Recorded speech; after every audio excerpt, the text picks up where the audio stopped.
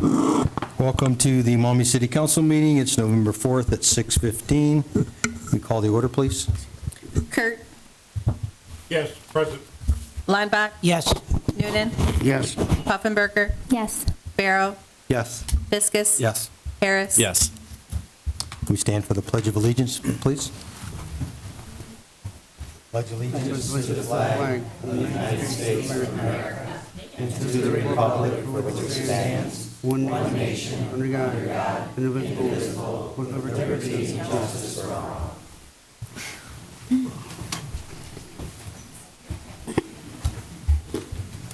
Thank you.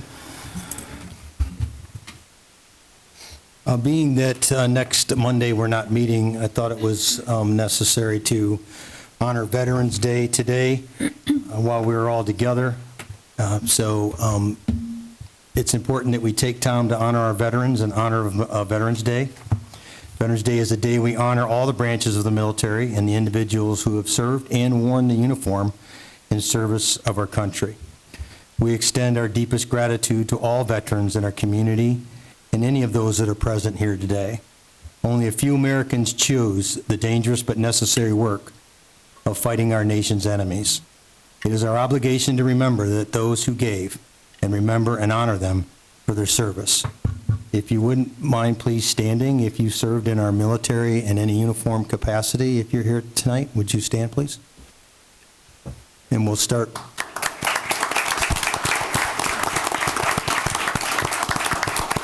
Stay standing. If you wouldn't mind just stating your name and what branch of service you served and what years. Andrew Sponseller, U.S. Army Infantry. Thank you. Matthew Osborne, U.S. Army. Thank you. Phil Gog, 58. Thank you. Steve Reddick.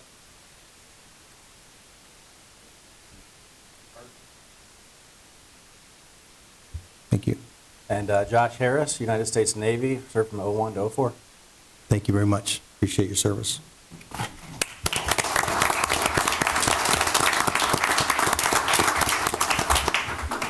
It's equally important that we pass the practice on to our children. Tonight we have Levi Reddick. If you would please come up to the stand. Is there a stool for him to stand on there? Okay, thank you. He brought it. So like I said, it's equally important that we pass this on to our children, right? So this is never forgotten, and our grandchildren as well. The sacrifices that are made by our men and women who served in our armed forces. This is my grandson, Levi Reddick. His message today actually reflects back to Vietnam War and the lack of homecoming our servicemen and women received for their service. In fact, it was no homecoming at all for those folks. It is important we continue the healing from that conflict, and we don't ever lose fact of what actually happened. So Levi, you have something to say? You can go ahead and proceed. Levi is 10 years old in the 4th grade. My name is Levi Reddick, and I'm 10 years old. My dad, Steve Reddick, is currently serving full-time in the Ohio Air National Guard as a Master Sergeant at the 180th Fighter Wing in Ohio. I also have 2 uncles who serve as fighter pilots, Captain John Reddick and First Lieutenant Jim Reddick. Veterans Day is meaningful to our family because we know what it is like to sacrifice for the good of our country and our freedom. We would like to thank all men and women here today who have served in the military and show our gratitude and appreciation. The U.S. Army Major J. Billington, a platoon leader who fought in combat in Iraq and Afghanistan, wrote and recorded a song called The Eagle Cried.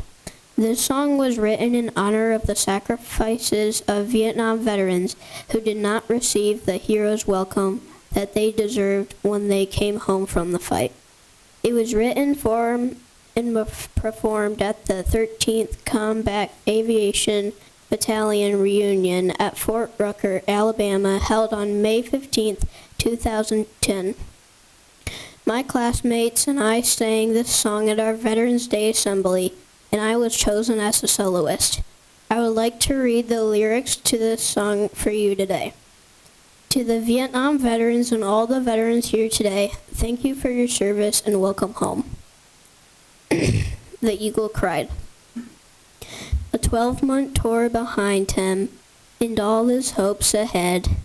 A pride that beat with his young heart for all the things he did. As he stepped off the airplane, he stooped and kissed the ground, and he traded a war on foreign soil for one in his hometown. There was no love for the soldier, limping back home from the fight. That old flag was stitched with more than blue and white, but we turned our eyes when the eagle cried. I saw them spit upon him, and I heard them call him names.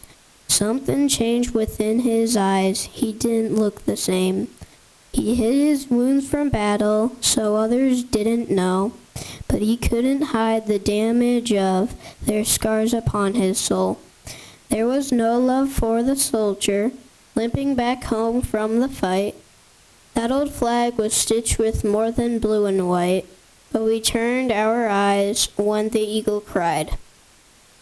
A generation later, we stand at war again, but I thank the Lord we've chosen now to honor faithful men. But we can't forget to look back and give our gratitude to all the men who fought before and lived and died without their due. Love has come back for the soldier to carry him home from the fight, 'cause that old flag it flies with more than blue and white. So may tears fill our eyes when the eagle cries. Love has come back for the soldier to carry him home from the fight. God forgive us for the day we lost our sight, and we turned our eyes when the eagle cried. Thank you, Levi. I appreciate that.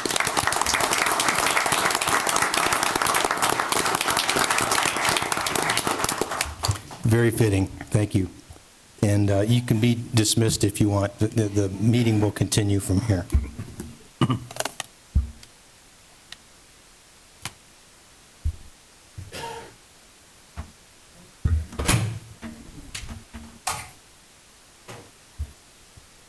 We'll now move to Committee of the Whole. President Barrow. Thank you, Mayor McDonald. Boy, after that beautiful reading, this is just going to be boring stuff today, sorry. For Committee of the Whole, we have, actually before we begin, we have Mike White from the Ohio Builders to give a presentation on the enclave at Fallen Timbers, please. Thank you.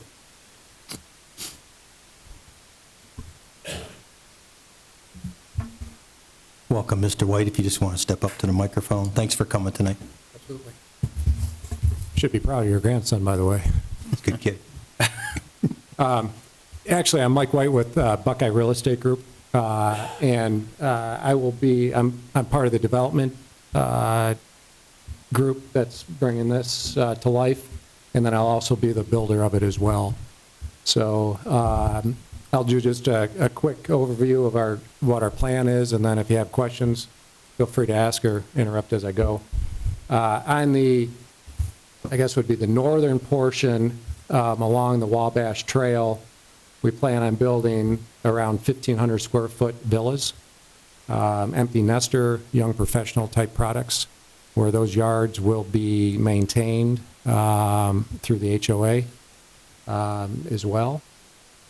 You'll see kind of separating that, we have a large park in the middle of that with a pond.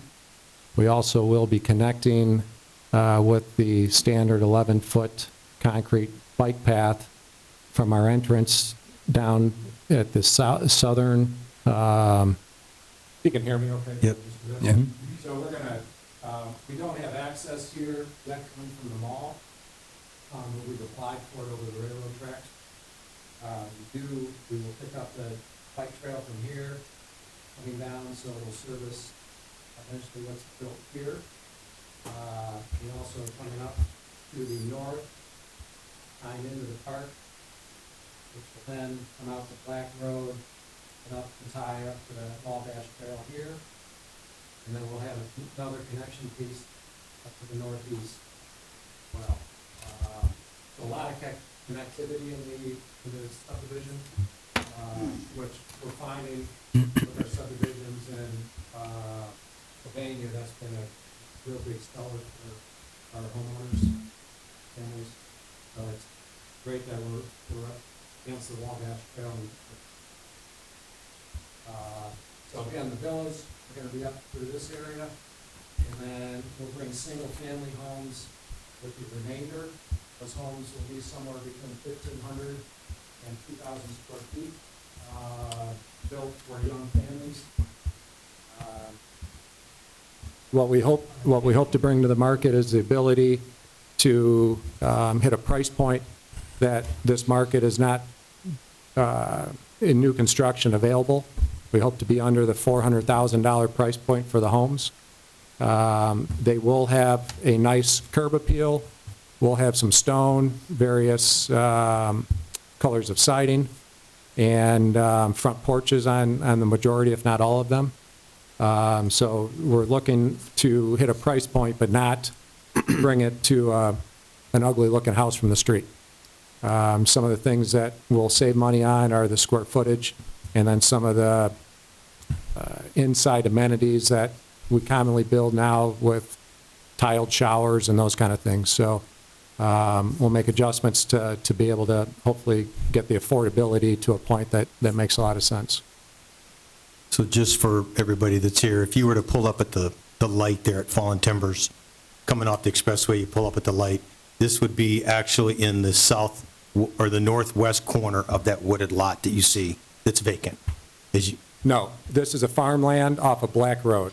Oh, okay, yeah. So Black Road is, guess I missed the key point here. Black Road is here. Oh, man. And the Wabash Trail is Past here. that. Okay, all right, I think there's a wooded area back over on the Yes. other side of the track. right.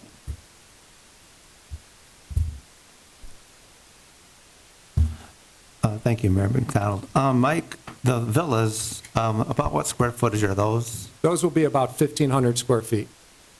Those are for empty nesters and such? Yes, so we did I'm still building the single-family portion of it now in Quarry Ridge in Sylvania, and we came in with, I believe it was 64 villas as one piece of it, and then we've got about 150 houses, and I'm about halfway through with that.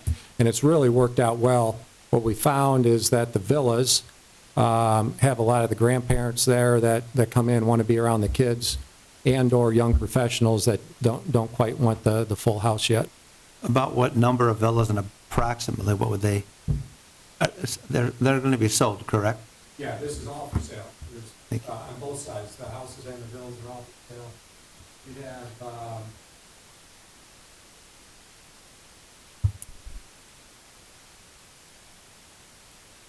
Approximately is fine. yeah, I think it's approximately about 100.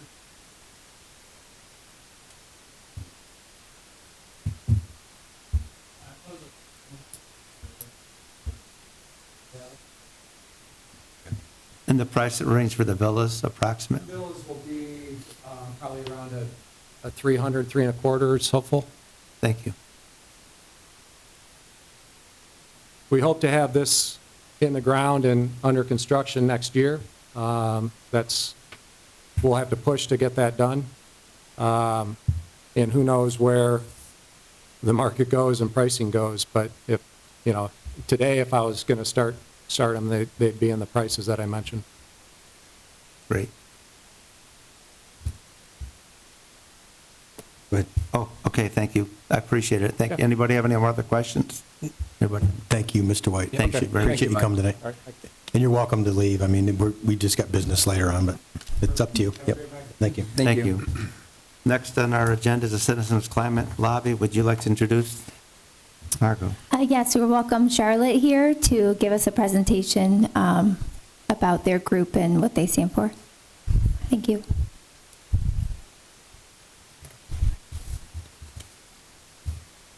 Almost need that step stool myself.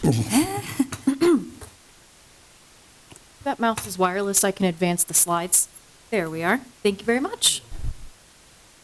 Let me make sure I've got the keys right. There we go. All right. Hello, and thank you for inviting me to speak tonight. To introduce myself, my name is Charlotte Wright. I'm a citizen of Bowling Green, but I am the congressional liaison and a member of the steering committee of Citizens Climate Lobby Perrysburg which in addition to representing Perrysburg, also represents the surrounding area, including Maumee. To introduce ourselves, CCL, as I'll call it for the rest of this presentation, is a nonpartisan grassroots volunteer organization committed to finding effective, fair, and workable solutions to the climate crisis. One of the key things about us is that we are nonpartisan and that we're relationship-driven. We believe that no matter where you are on the political spectrum, you have a stake in a healthy environment, and thus our aim is to approach people from a place of respect and common ground rather than looking for differences. We work to promote, climate solutions in a few different ways. We meet with our state representatives regularly, which is something that I oversee as the liaison. We call and we write to state and federal legislators. We engage with the media, primarily through writing to newspapers. We table at local events, and we give presentations like today's. We believe that a true and equitable solution to the climate problem is multifaceted, but the keystone idea that we champion is something called a carbon fee and dividend policy. One of the things that we do is we collect endorsements from prominent local individuals and organizations, including local governments, in favor of this. I'll talk more on that shortly, but I have been asked to briefly touch on CCL's other policy pillars. So in addition to a carbon fee and dividend, we support healthy forests, which means that we support legislation that promotes and supports both existing forests and climate-smart forestry practices. We also heavily support urban forestry efforts, which, as the city of Maumee is aware, can greatly reduce temperatures in urban areas, as well as a myriad of other benefits. We support electrification and efficiency efforts, both by supporting legislation like rebates for home weatherization and by educating the public and local officials about the benefits of these programs. Another important one is permitting reform. We support proposals that will add to our ability to transmit clean energy across the United States, promote grid resiliency, and speed up approval of already pending projects while still making sure that communities have the opportunity to make their voices heard about projects that are going to impact their communities. That leaves us with carbon pricing, which I'll go ahead and dive into now. It's a multifaceted solution, so I'll go through it in terms of the three major facets of it. First, we have the fee. It's worth noting that CCL specifically favors HR 5744, the Energy Innovation and Carbon Dividend Act, but as I'll discuss later, we also promote and collect endorsements for the basic concept of a carbon fee and dividend, not just for the specific piece of legislation. The basic idea will remain the same. So how it works is that a gradually rising per ton fee on CO2 emissions is assessed as far upstream as possible, essentially the first point of sale into our economy. With the Energy Innovation Act, the proposed amount would be $15 per ton the first year, and then an increase of $10 per ton each subsequent year, equating to approximately 10 cents on a gallon of gas, roughly. The money collected, minus administrative costs, which is an estimated 2% average annually for the piece of legislation that we're talking about here, is paid out equally to U.S. households as a dividend, sometimes referred to as a carbon cash back, which I'll talk more on in a minute. This would continue until greenhouse gas emissions from covered fuels are at or below 10% of 2005 emissions. Something I want to note is that agricultural fuels and fuels used by the military would be exempt under this. Now, of course, fossil fuel producers will pass these increased costs along, but it is important to note that economists who have studied the bill predict that the vast majority of households, particularly the low and middle income households on the spectrum, will either break even or will financially come out slightly ahead with this carbon cash back. In addition to the fee and dividend, a carbon border adjustment mechanism, also known as a CBAM, can be enacted. This would essentially be a tariff placed on imported goods with a higher carbon footprint than our domestically produced ones, or from countries without equivalent carbon pricing, coupled with a rebate on U.S. goods exported to higher footprint countries or to countries without equivalent carbon pricing.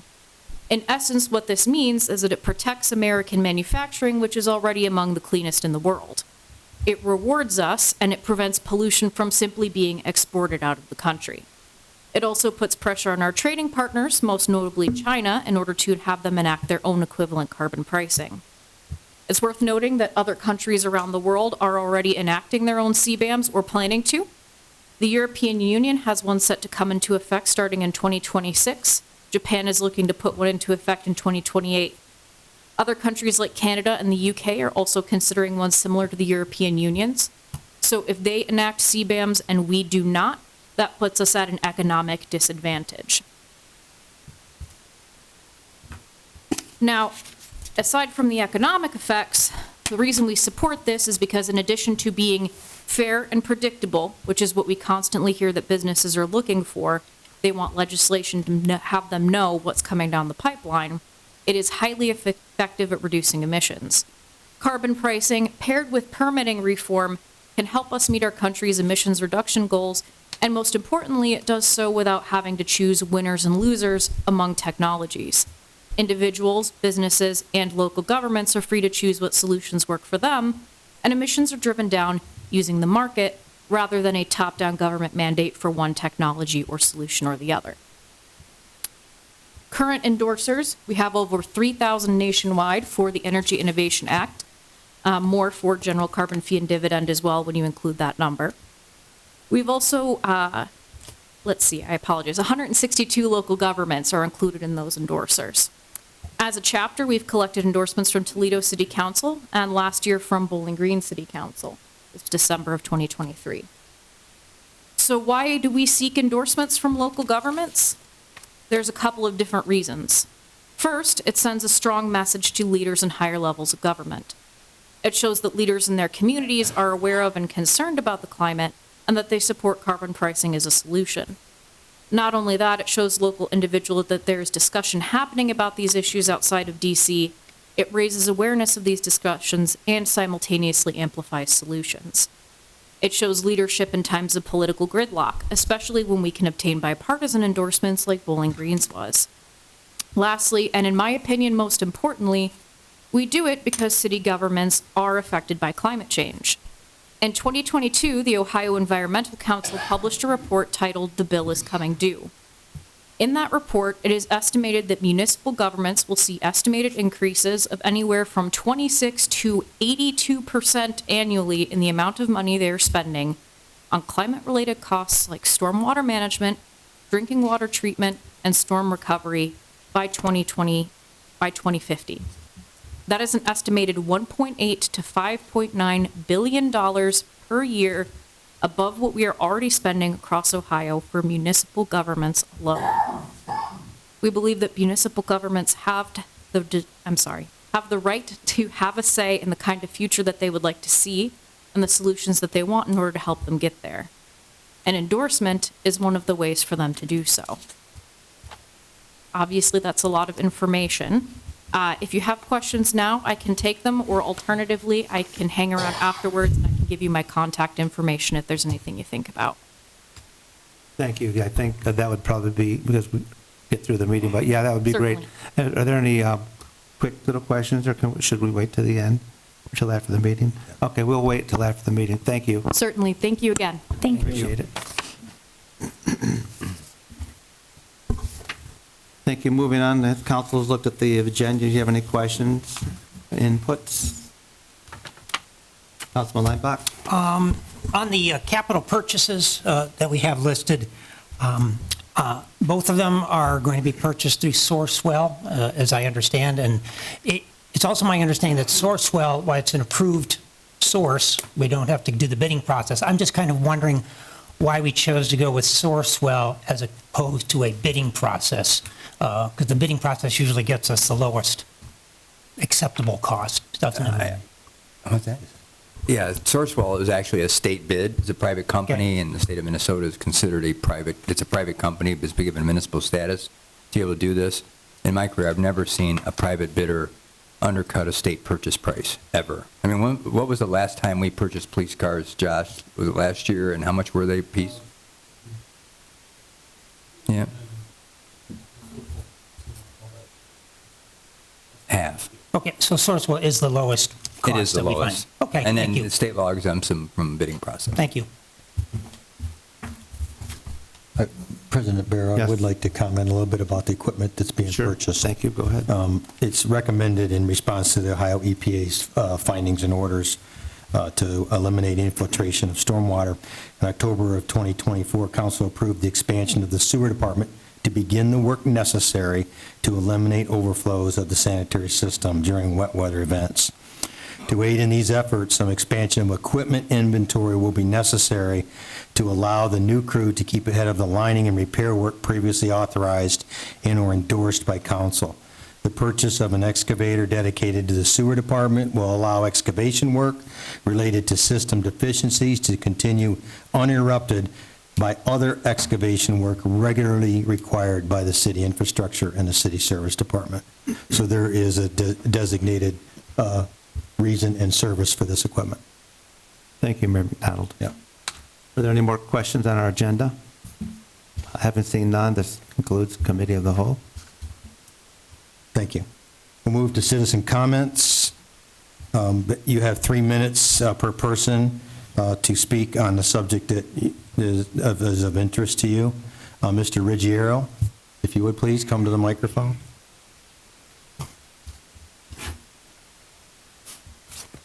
Just state where you live is fine. Good evening, everyone. I'm Frank Ruggiero, 1316 Anderson, Welcome, Frank. and I'll ask for your, I'm not a public speaker, but I'm here to, I guess, I like to say that it's time that we quit wasting, throwing money away on projects that we don't understand, all excessive stuff that's not necessary. And the latest thing is, and I only have 3 minutes, but the latest thing is the sign on Michigan coming into Maumee that says, supposedly welcome to Maumee. It's a large sign. It has, in the last month or two, they put electrical service on it.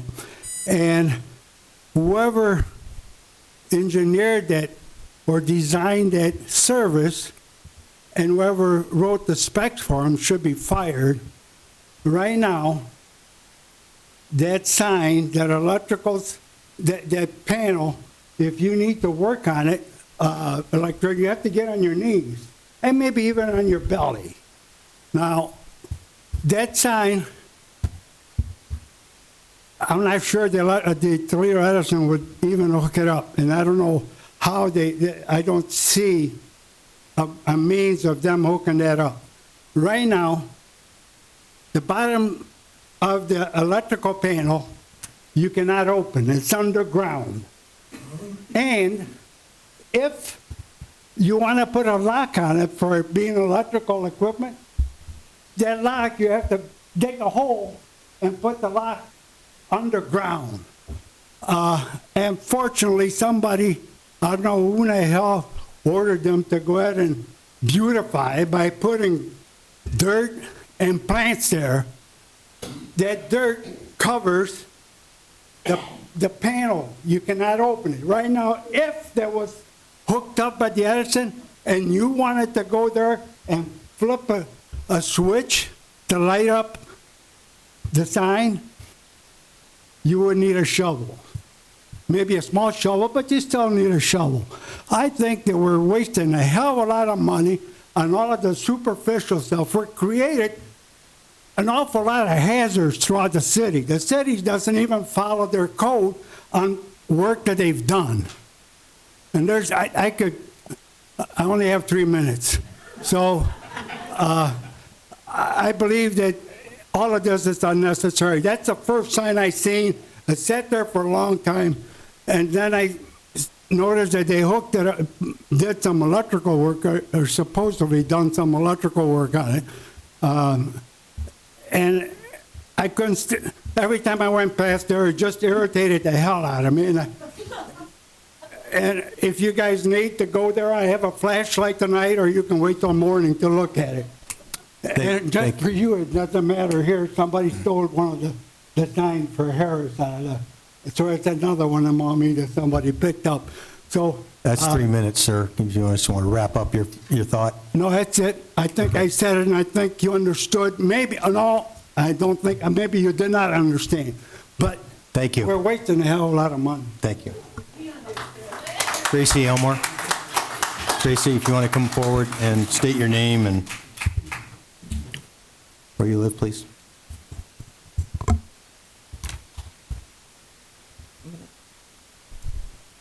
Thank you. Tracy Elmore, 1038 Ogance. I attended a special council meeting on October 28th, and I was excited to hear about the details of the new development that was being proposed by Metropolitan Housing.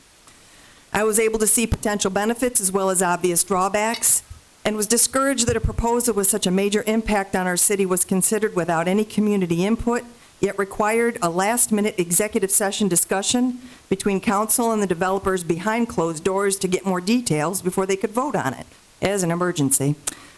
Once upon a time in Maumee, there used to be an economic development committee that would have met at least once before such a vote, where council members, city staff, residents, and the developers would openly discuss the proposal and get answers to their questions. Since the council abolished this and most other committees nearly 3 years ago, it has eliminated open discussion and transparency.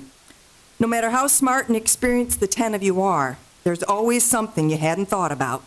So why would you limit the opportunities for vital dialogue and pass an emergency ordinance?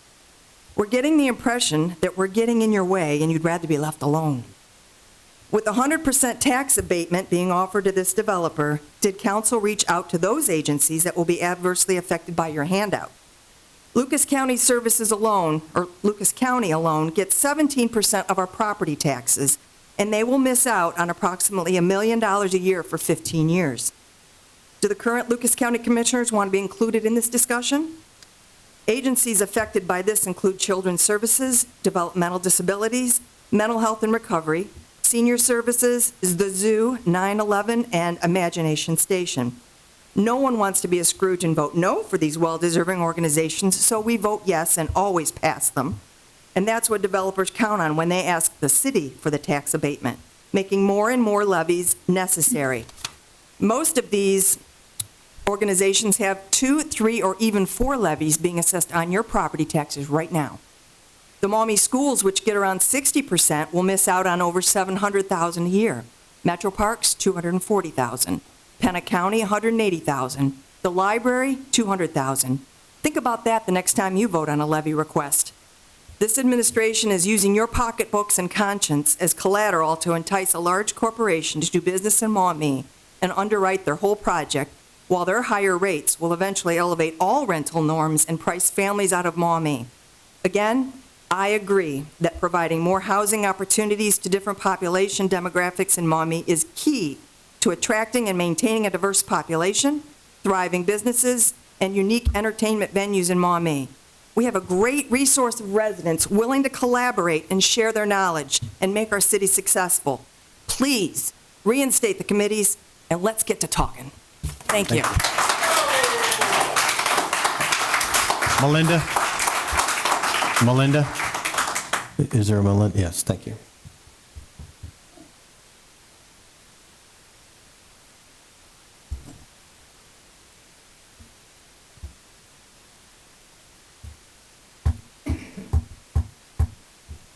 Hello, I'm Melinda Piotrowski, and I live at 1602 Trailview.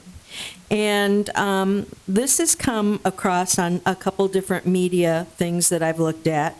And number one, I want to know if it's true, and if it is true, what does it really mean? And it is, all Maumee real estate buyers and sellers must sign a mandatory warning disclosure on any Maumee property bought or sold.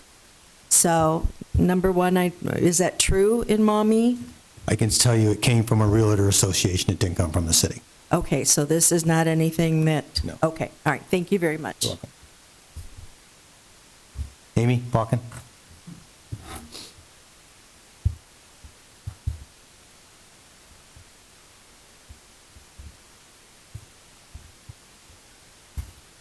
It's hard to follow Tracy because she kind of took over a lot of what I was going to say.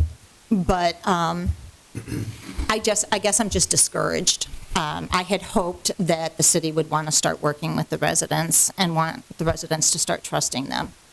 But what happened on the 28th is, again, why we can't trust the city. Everything is done without our knowledge. We're not asked. We're not included. We all want the best for Maumee. We know that we need to expand. We're all for more housing. All we want is to be included. We have a lot of smart people in this town that you guys can tap into. And no matter, and like Tracy said, no matter how smart you are, you can always learn from somebody else. I don't care if they clean toilets for a living. They may have the best idea you've ever heard. So I was very disappointed in that. The other thing I guess I really want to get clarity on is how the First Amendment applies in here, because it seems to be different strokes for different folks. The last meeting I attended, we had somebody up here bashing Philip Leinbach, and it was allowed. We had a councilman go on a 9-minute tirade belittling a citizen, acting like a petulant child, and it was allowed. And the First Amendment says so. They have a right to free speech.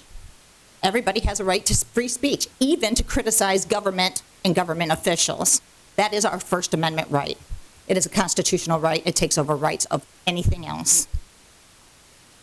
But yet Danny Cobb was shut down when he dared criticize somebody. So how does that come into play? Do special people have special privileges? I was very disappointed in that. We shut some people down, but we allow other people. Everybody has a right to criticize whom they want. But that's not being allowed here, only certain people. And I just personally, Bill, you took a beating on the last meeting. I want to thank you because you have listened to us. Ted Kurt, you have listened to us. Thank you. We appreciate that. We may not always agree with you, but we appreciate you at least listening to us. Thank you.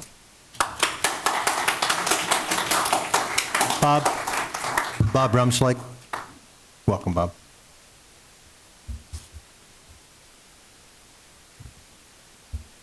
It's been a while. It's always good to be back, though. Two things. At the October 21 council meeting, during the council comments section of the meeting, one council member took over 9 minutes expressing his thoughts. At these public meetings, members of the community are permitted 3 minutes to speak on a topic. Imagine if everyone up there took 9 minutes, shared their comments, we'd be here a long time. That's not my point. My point is this. Is it not right that a rule established for one group be the same for all the others attending these meetings? On a more positive note, I would like to use this public forum to express a deep appreciation for the outstanding news coverage conducted by the Maumee Mirror. I tip my hat off to Mike McCarthy and his Mirror team in delivering to us each week information regarding our community that is reliable and evenly weighed.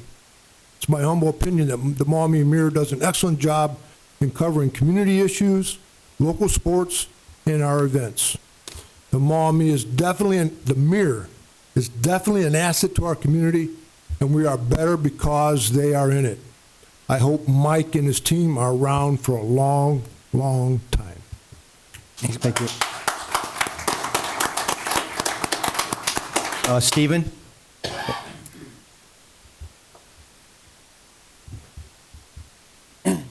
I'm not a public speaker either. Welcome. Thank you. I would like to bring attention to an individual that is working for you guys, Gina Schnell. Apologies on her if I mispronounced Excuse me, Stephen, could you move the mic a little bit closer? Thank you. This is better. Yeah. Gina Shell.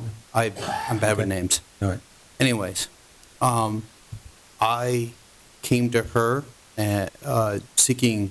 I had questions. I needed. Not a public speaker. Forgive me. Anyway, there was a pothole on Wayne Street. I was told to go to her, call her receptionist to address this. It eventually got handled by Bob. He's great. He's fantastic. But anyway, on a recorded line, Gina's receptionist openly admitted that she ignores phone calls from citizens. She specifically also admitted that she ignores my phone calls. When I visit Gina's office, she wasn't doing anything. the receptionist, I forget her name. When I tried to bring my concerns to Gina about not just her receptionist, but the issues on Wayne Street, the pothole, she was super negative, unprofessional, and disrespected me. I asked if I could record her to have her be accountable for her actions. She declined, she shut the door, and everything else. When I approached her, you know, the counter to get cards, so because I'm bad with names. She did give me her card, but the individual with her, I think his name is Nick, he laughed at me. He laughed at me because I openly asked questions about some of the terminology that she was using. I did not understand the terminology. And neither did her receptionist. Over a recorded line, her receptionist could not explain to me the definition of the words that she was using at all. So I decided to take action and ask Patrick if we could have a meeting that was also recorded. I asked Patrick, after I laid out all my concerns, he has a more in-depth understanding of what happened and what transpired between the three of us. I asked for a follow-up via the email.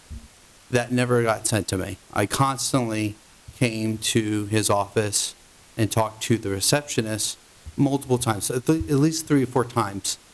I constantly gave my information to them so they could follow up. I had multiple ways to be followed up with. There is no accountability for these people disrespecting citizens that live here, and I've been here for over 20 years. Thank you. Thank you. John Sayre. The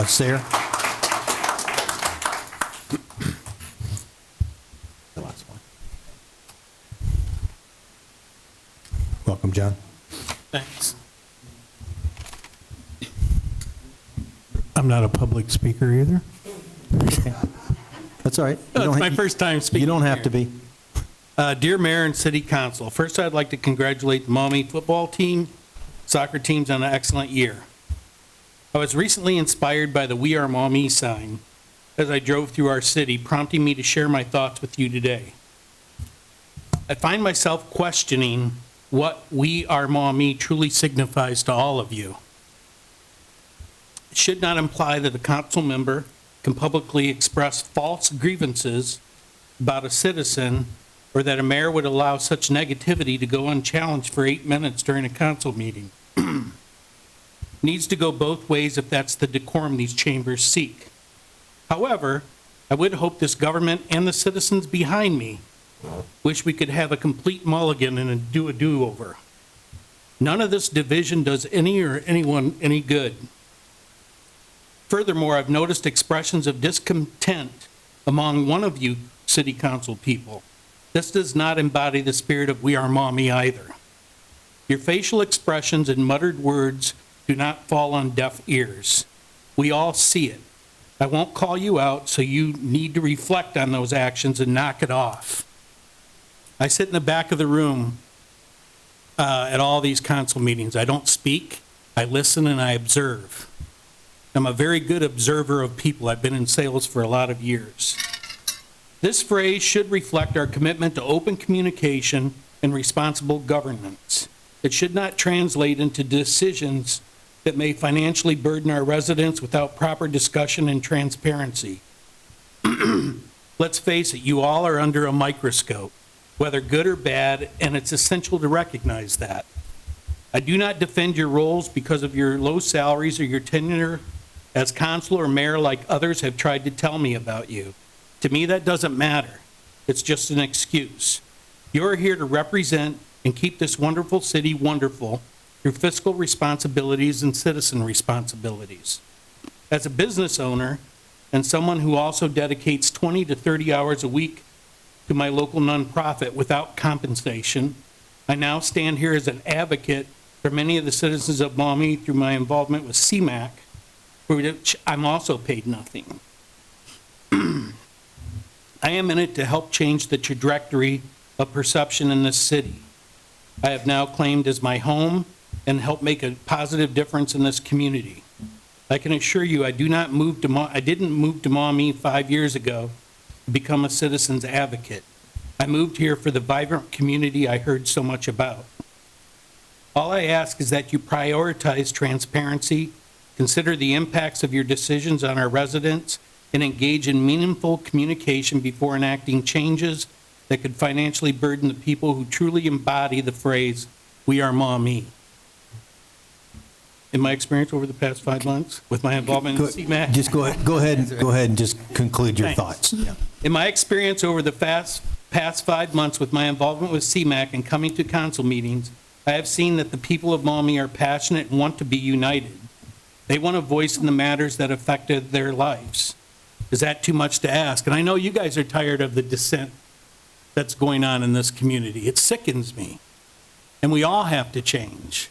We can't look at the little things and make it into something much bigger. And you've heard the people behind us.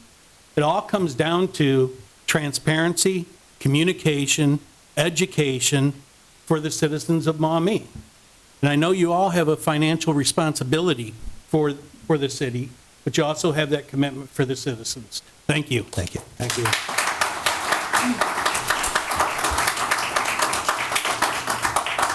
All right, we'll move to adoption of the agenda. Motion to approve the agenda is submitted, please. Mr. Mayor. Go ahead. Mr. Mayor. Mr. Mayor, I'll... For 30 seconds? Or- Come on up, Frank. Thank you. The thing about that whole sign is that's irritating. We paid someone to design it. We paid someone to install the sign. We paid someone to put the dirt there. We paid someone to put the shrubbery there. Now, like most projects, we're gonna pay someone to take the shrubs out of there, take the dirt out of there, redo the whole thing, and that's all. Thank you. Thank you, Frank. Motion to adopt the agenda. Yep. Yes, Mayor McDonald, I'll move to approve the agenda as submitted. I'll second that, Mr. Mayor. Thank you. Call the roll on the agenda, please. Kurt, Yes. Lineback. Yes. Noonan, Yes. Puffenberger, Yes. Barrow, Yes. Fiskus, Yes. Harris. Yes. Approval of meeting minutes from October 21st and the 28th special meeting. Thank you, Mayor McDonald. I'd like to make a motion to approve the meeting minutes from our regularly scheduled meeting of October 21st and special meeting on October 28th. Thank you, Mayor McDonald. I'll second that motion. Okay, we'll call the roll on the meeting minutes, please. Kurt, Yes. Lineback, Yes. Noonan, Yes. Puffenberger, Yes. Barrow, Yes. Fiskus. Yes. Harris. Yes. We have no petitions and communications. We'll move to consent calendar. City Council has examined each item on the consent calendar, proposed legislation, and other items set forth on this agenda that involves the expenditure of public funds, use of public property, or use of the city of Maumee resources, and have determined that and find that any action or expenditure set forth in those items would be for and serve a public purpose as defined by Ohio law. And the expenditure and/or use of public property would be for the general good of the residents and taxpayers of the city of Maumee and the general public, and promotes the public health and general welfare of the city of Maumee and the general public. So we need a motion to approve the consent calendar items and a second, and then we'll discuss these. Mr. Noonan? Excuse me. Thank you, Mayor McDonald. I'll make a motion to approve all consent calendar items. Thank you, Mayor McDonald. I second that motion. Okay, on item is a recommendation from the city administrator adopting a model plan for AED use at City of Maumee sports and recreation locations. Can you explain what that is, please? The law now requires us to have 80 locations and trained personnel or trained parks people that would be at the parks to use these AEDs. We have one in here, right there, also up on the second floor, so we put them in all public spaces, all public buildings, Okay. public parks. Any questions on that? Wait, so how does that work if you have to have someone there that can use it too? No, you don't have to have somebody Oh, at the okay. station. It's just that if we have Okay. park personnel have to be trained to use it. Gotcha. Same thing here. And we are going to be going through training here. Then we also have purchases of two pieces of equipment that we kind of talked about in the committee of the whole. Any other comments or questions on that? Okay, we'll call the roll on the consent calendar. Kurt, Yes. Lineback, Yes. Noonan, Yes. Puffenberger, Yes. Pharaoh, Yes. Viscus, Yes. Harris. Yes.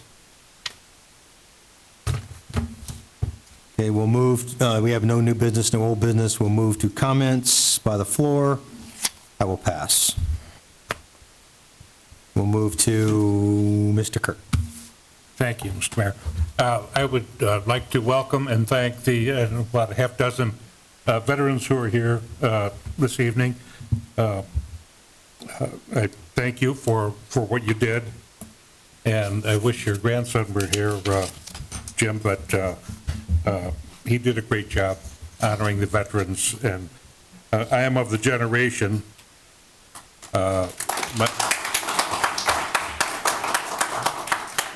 had many friends who served in Vietnam, and what your grandson said about the lack of respect that was shown to them when they returned, I know it's true. We've all read about it, but my friends and acquaintances who served in that conflict, that war, have told me about it, and it's still upsetting to them, 50 years later or so.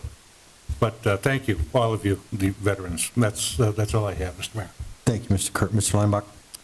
A couple comments. First, in relation to the presentation we had from CCL, I recognize that some people and organizations think that reducing the amount of carbon released into our atmosphere is the most important issue our country must address. And those people who believe that, they lobby hard for it, and you think this organization really does that. It was a very good presentation. While smart reduction in carbon output is worth pursuing at a national level, along with other important initiatives such as green energy R&D, adaptation strategies, geoengineering, and plans to prosper underdeveloped countries, we should keep the importance of this topic in perspective. An April 2024 Gallup poll of U.S. residents ranked concern about environmental quality 12th out of 14 different concerns. At the top of the list was inflation, crime, hunger, and the economy.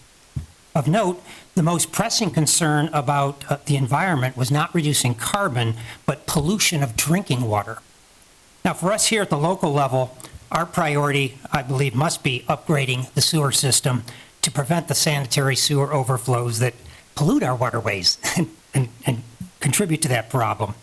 This is where I believe our attention and efforts should be focused as a local government body. Individuals who feel strongly about this issue can certainly express their support through their votes for public officials at state and federal levels where real solutions will be crafted. The second item, I wanted to echo Mayor McDonald's concern for passing our gratitude to veterans on to the next generation. My dad was of the generation that volunteered to go to war in 1941, early 42. He served in the Army Air Corps. I had a cousin who was in the U.S. Air Force, and sadly he died in a training accident, flying jets. But these are people, obviously, that I know. And I think one thing that's happening in our society is more and more people don't have a direct connection with individuals who've served our country in some capacity. And that's where this passing it along to the next generation is so important. We need to not have faceless veterans who go off to war and stand on that thin line to protect us, our rights. So I encourage whatever projects the schools are undertaking, and we can as individuals to get to know veterans. Thank you. Thank you. Mr. Noonan? Thank you, Mayor McDonald. Number one thing is encourage everybody to go out and vote, excuse me, tomorrow. And I know plenty of people have talked about the recognition of the veterans, so I'll keep it short and just obviously we will be here on the 11th, so wish all the veterans happy Veterans Day, and obviously I'll do whatever I can to help recognize those people. That's it. Thank you. Thank you. Ms. Puffenberger? Thank you, Mayor McDonald. I'd also like to remind everyone to vote if you haven't done so already. We did a few weeks ago, so I'm happy to have that done. But and then also, once again, like everyone else said, saying Happy Veterans Day to everyone on next Monday.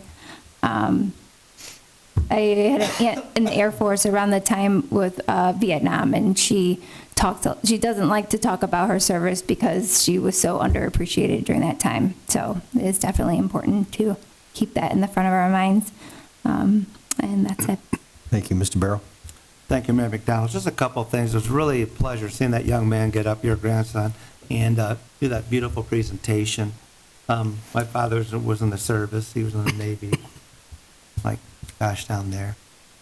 But he never talked about his service, and people typically in the military that never shared their stories, but there's scars you don't see, and we 100% appreciate what they've done, forever will.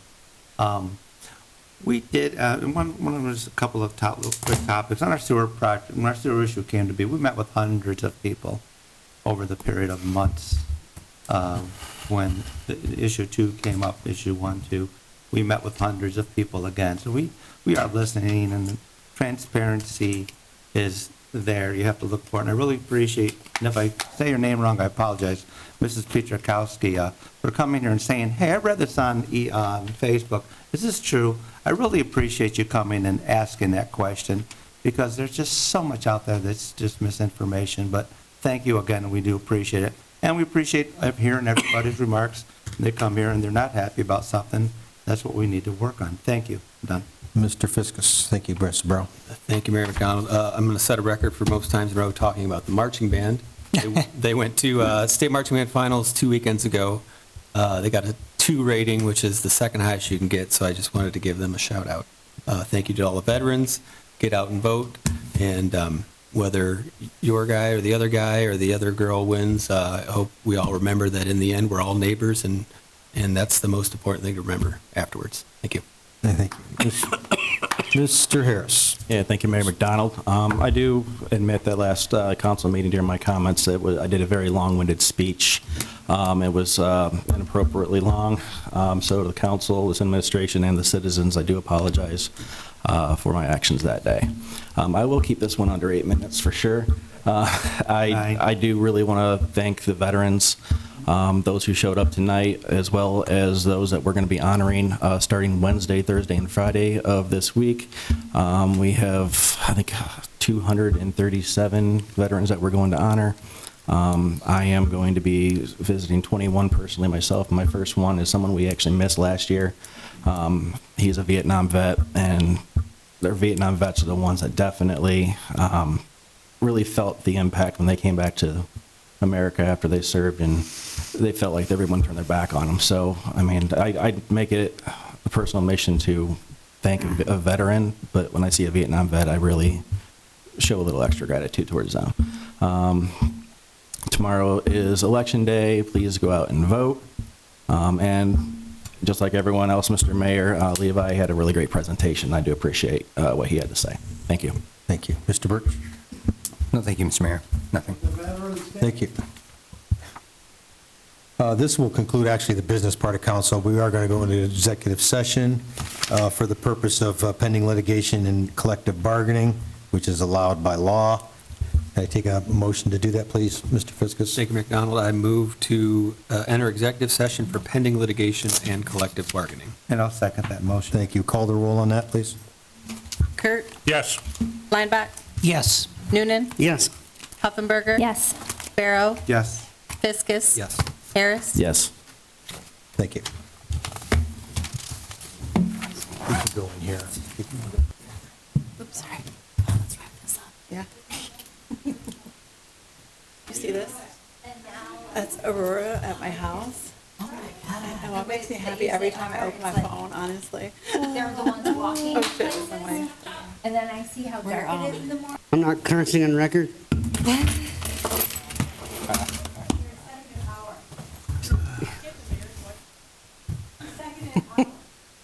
You are a McDonald.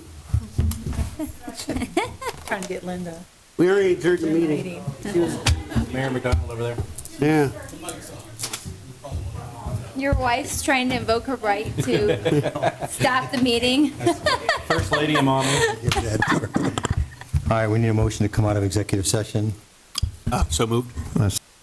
Kurt? Yes. Hold on. Who's second? Kurt? Yes. Lineback? Yes. Noonan? Yes. Puffinberger? Yes. Barrow? Yes. Fiskus? Yes. Harris? Yes. And then adjournment to the next regularly scheduled meeting.